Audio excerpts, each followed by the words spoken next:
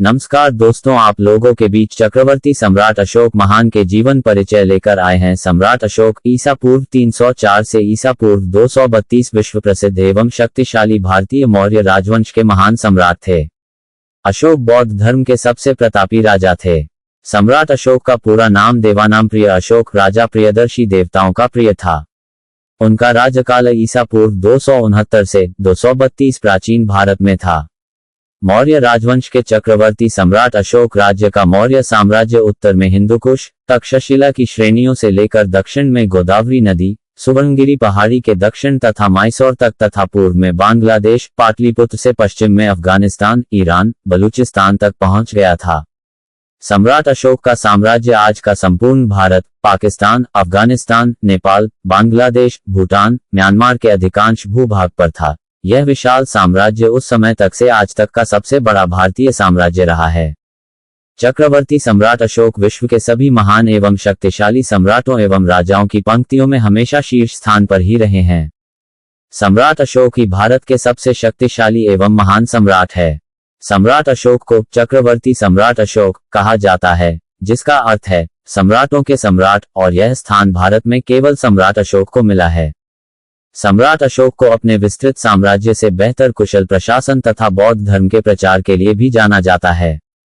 सम्राट अशोक ने संपूर्ण एशिया में तथा अन्य आज के सभी महाद्वीपों में भी बौद्ध पंथ का प्रचार किया। सम्राट अशोक के संदर्भ के स्तंभ एवं शिलालेख आज भी भारत के कई स्थानों पर दिखाई देते हैं। इसलिए सम्राट अशोक की ऐतिहासिक जानकारी अन्य किसी भी सम्राट या राजा से बहुत व्यापक रूप में मिल जाती है।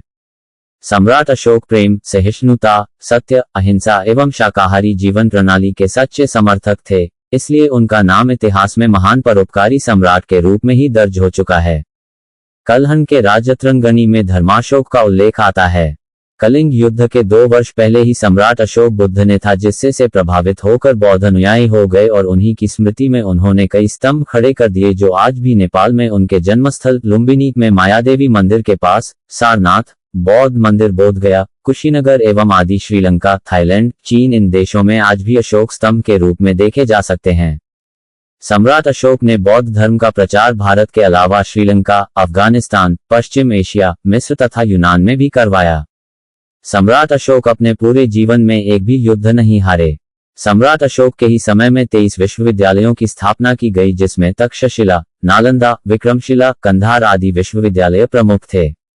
इन्हीं विश्वविद्यालयों में विदेश से कई छात्र शिक्षा पाने भारत आया करते थे। ये विश्वविद्यालय उस समय के उत्कृष्ट विश्वविद्यालय थे। शिलालेख प्रारंभ करने वाला पहला शासक बाद में आरंभ हुआ था। अशोक ने सर्वप्रथम बौद्ध पंथ का सिद्धांत लागू किया, जो आज भी कार्यरत है। सम्राट अशोक ने अपने पुत्र महेंद्र एवं पुत्री संघमित्रा को बौद्ध धर्म के प्रचार के लिए श्रीलंका भेजा। आगे बढ़े चक्रवर्ती अशोक सम्राट बिंदुसार तथा रानी धर्मा का पुत्र था। लंका की परंपरा में बिंदुसार की 16 पटरानियों और 101 पुत्रों का उल्लेख है। पुत्रों में केवल 3 के नामोल्लेख हैं। वे हैं सुसीम, जो सबसे बड़ा था, अशोक और तिष्य। तिष्य अशोक का सहोदर भाई और सबसे छोटा था। एक दिन धर्मा को स्वप्न आया कि उसका बेटा एक बहुत बड़ा सम्राट बनेगा। उसके बाद उसे राजा बिंदुसार ने अपनी रानी बना लिया। चूंकि धर्मा क्षत्रिय कुल से नहीं थी, अतः उसको कोई विशेष स्थान राजकुल में प्राप्त नहीं था। अशोक के कई सौतेले भाई बहनें थे। बचपन में उनमें कड़ी प्रतिस्पर्धा रहती थी। अशोक के बारे में कहा जाता है कि वो बचपन से सैन्य गतिविधियों में प्रवीण था। 2000 वर्षों के पश्चात सम्राट अशोक का प्रभाव एशिया, मुख्यतः भारतीय उपमहाद्वीप में देखा जा सकता है। अशोक काल में उकेरा गया प्रतीकात्मक चिन्ह, जिसे हम अशोक चिन्ह के नाम से भी जानते हैं, आज भारत का राष्ट्रीय चिन्ह है। बौद्ध पंथ के इतिहास में गौतम बुद्ध के पश्चात सम्राट अशोक का ही स्थान आता है। दिव्यदान में अशोक की एक पत्नी का नाम तिष्यरक्षिता मिलता है। उसके लेख में केवल उसकी पत्नी करुणावकी है। दिव्यदान में अशोक के 2 भाइयों सुसीम तथा विक्ताशोक का नाम का उल्लेख है। अशोक का ज्येष्ठ भाई सुसीम उस समय तक्षशिला का प्रांतपाल था। तक्षशिला में भारतीय यूनानी मूल के बहुत लोग रहते थे। इससे वह क्षेत्र विद्रोह के लिए उपयुक्त था। सुसीम के अकुशल प्रशासन के कारण भी उस क्षेत्र में विद्रोह पनप उठा। राजा बिंदुसार ने सुसीम के कहने पर राजकुमार अशोक को विद्रोह के दमन के लिए वहां भेजा। अशोक के आने की खबर सुनकर ही विद्रोहियों ने उपद्रव खत्म कर दिया और विद्रोह बिना किसी युद्ध के खत्म हो गया। हालांकि यहाँ पर विद्रोह एक बार फिर अशोक के शासनकाल में हुआ था, पर इस बार उसे बलपूर्वक कुचल दिया गया। अशोक की इस प्रसिद्धि से उसके भाई सुशीम को सिंहासन न मिलने का संकट बढ़ गया। उसने सम्राट बिंदुसार को कहकर अशोक को निर्वास में डाल दिया। अशोक कलिंग चला गया। वहां उसे मत्स्य कुमारी कौरवकी से प्रेम हो गया। वर्तमान में मिले साक्ष्यों के अनुसार बाद में अशोक ने उसे तीसरी या दूसरी रानी बनाया था। इसी बीच उज्जैन में विद्रोह हो गया। अशोक को सम्राट बिंदुसार ने निर्वासन से बुला विद्रोह को दबाने के लिए भेज दिया। हालांकि उसके सेनापतियों ने विद्रोह को दबा दिया, पर उसकी पहचान गुप्त ही रखी गई, क्योंकि मौर्यों द्वारा फैलाए गए गुप्तचर जाल से उसके बारे में पता चलने के बाद उसके भाई सुशीम द्वारा उसे मरवाए जाने का भय था। वह बौद्ध सन्यासियों के साथ रहा था। इसी समय उसे बौद्ध विधि विधानों तथा शिक्षाओं का पता चला था। यहाँ पर एक सुंदरी, जिसका नाम देवी था, उससे अशोक को प्रेम हो गया। स्वस्थ होने के बाद अशोक ने उससे विवाह कर लिया। कुछ वर्षों के बाद सुशीम से तंग आ चुके लोगों ने अशोक को राज सिंहासन हथिया लेने के लिए प्रोत्साहित किया, क्योंकि सम्राट बिंदुसार वृद्ध तथा रुग्ण हो चले थे। जब वह आश्रम में थे तब उनको समाचार मिला कि उनकी मां को उनके सौतेले भाइयों ने मार डाला। तब उन्होंने राजभवन में जाकर अपने सारे सौतेले भाइयों की हत्या कर दी और सम्राट बने। सत्ता संभालते ही अशोक ने पूर्व तथा पश्चिम दोनों दिशा में अपना साम्राज्य फैलाना प्रारंभ किया। उसने आधुनिक असम से ईरान की सीमा तक साम्राज्य केवल 8 वर्षों में विस्तृत कर लिया।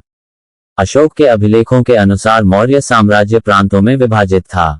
मौर्य काल में सबसे बड़ी प्रशासनिक इकाई प्रांत हुआ करता था। अशोक ने विशाल मौर्य साम्राज्य को प्रशासन की सुविधा के लिए अनेक प्रांत में बांट दिया था।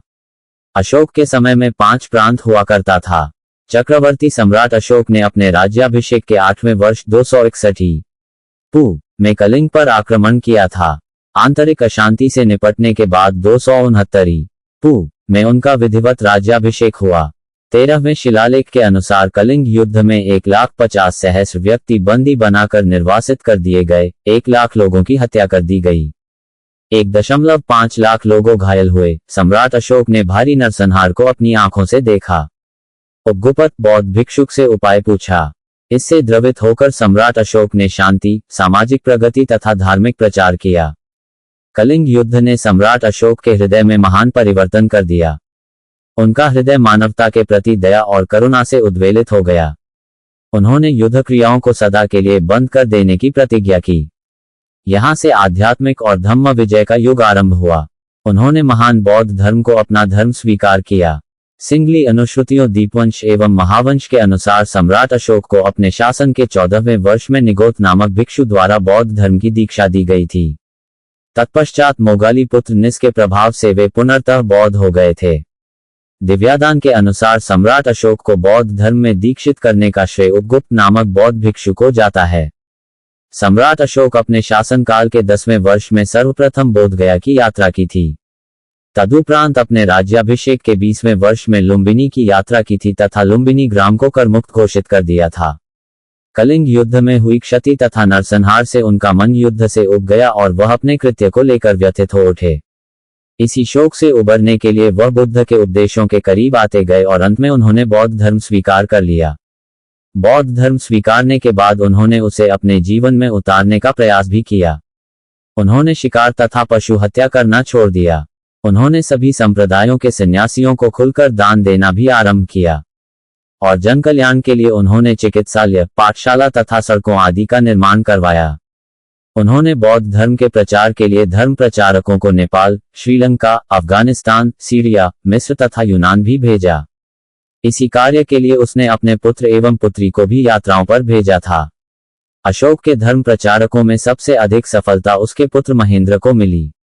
महेंद्र ने श्रीलंका के राजा तिस को बौद्ध धर्म में दीक्षित किया और तिस ने बौद्ध धर्म को अपना राजधर्म बना लिया और अशोक से प्रेरित होकर उसने स्वयं को देवनाम प्रिय की उपाधि दी। अशोक के शासनकाल में ही पाटलिपुत्र में तृतीय बौद्ध संगीति का आयोजन किया गया, जिसकी अध्यक्षता मोगाली पुत्र तिष्या ने की।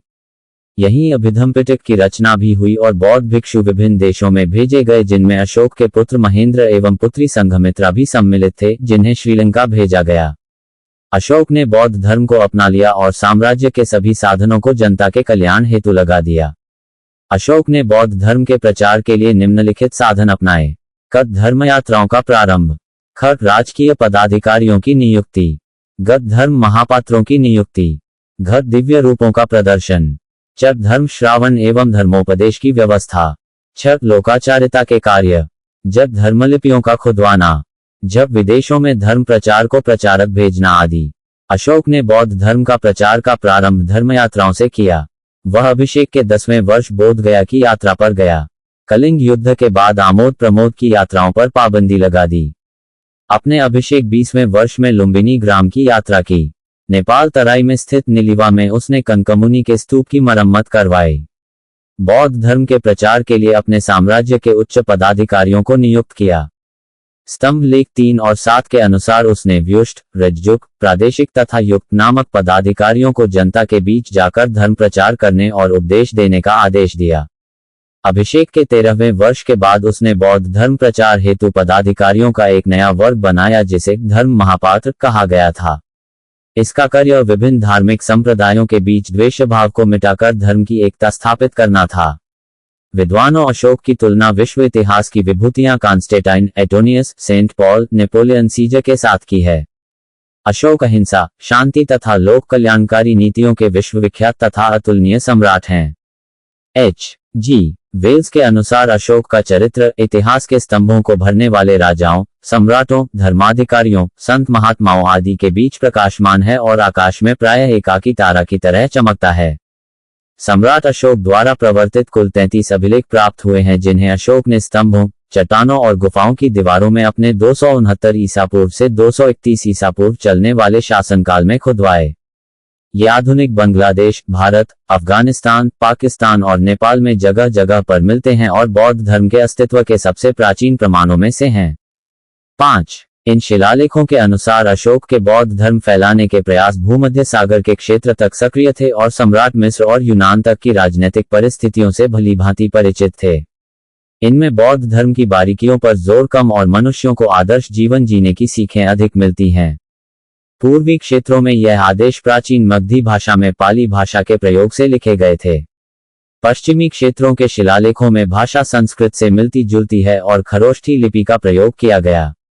एक शिलालेख में यूनानी भाषा प्रयोग की गई है, जबकि एक अन्य में यूनानी और अरामाई भाषा में द्विभाषीय आदेश दर्ज है। इन शिलालेखों में सम्राट अपने आप को प्रियदर्शी, प्राकृत में पेयदसी और देवानाम प्रिय यानी देवों को प्रिय, प्राकृत में देवानम प्रिय की उपाधि से बुलाते हैं। अशोक ने लगभग 36 वर्षों तक शासन किया जिसके बाद लगभग 232 ईसा पूर्व में उसकी मृत्यु हुई। उसके कई संतान तथा पत्नियां थीं पर उनके बारे में अधिक पता नहीं है। उसके पुत्र महेंद्र तथा पुत्री संघमित्रा ने बौद्ध धर्म के प्रचार में योगदान दिया।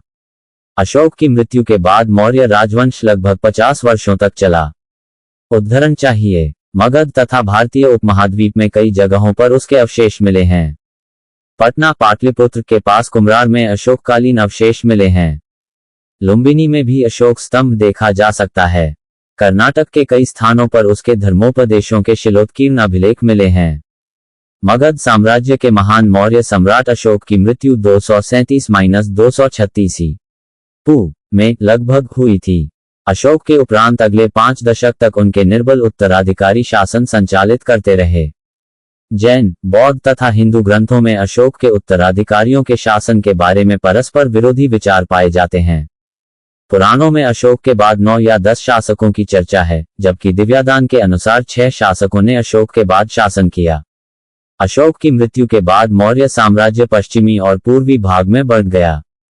पश्चिमी भाग पर कुणाल शासन करता था, जबकि पूर्वी भाग पर संप्रति का शासन था। लेकिन 180 पूर्व तक पश्चिमी भाग पर बैक्ट्रिया यूनानी का पूर्ण अधिकार हो गया था। पूर्वी भाग पर बृहद्रथ का राज्य था। वह मौर्य वंश का अंतिम शासक है। सम्राट अशोक अपने समय के महान सम्राट थे, उनकी होड़ कोई नहीं कर सकता।